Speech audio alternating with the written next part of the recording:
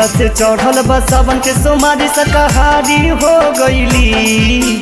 जहिया से चढ़ल बा सावन के सोमारी शाकाहारी हो गईली। ये छौरी कहिया से भोला के पुजारी हो गईली। ये छौरी कहिया से भोला के पुजारी हो गईली। अपना के बनो ही तू पवित्र संस्कारी हो गईली। अपना के बनो ही तू पवित्र संस्कारी हो गईली। ये छौरी कहिया से भोला के पुजारी हो गईली। ये छौरी कहिया से भोला के पुजारी हो गईली। पुजारी हो गईली भोला के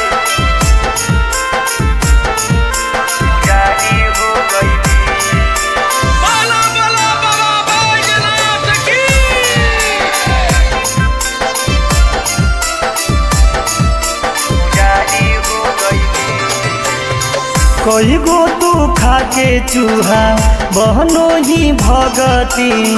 बाबा से मांगो आशीर्वाद दे दे हमके साकती। कई गो तू खाके चूहा बहनो ही भगती। बाबा से मांगो आशीर्वाद दे दे हमके साकती। रहू तू पहले अभी तरब ब्रह्मचारी हो गईली। रहू तू पहले अभी तरब ब्रह्मचारी हो गईली। हे छौरी कहिया से भोला के पुजारी हो गईली। हे छौरी कहिया से भोला के पुजारी हो गईली। पुजारी हो गईली भोला के पुजारी हो गईली। बोले शंकर भगवान की।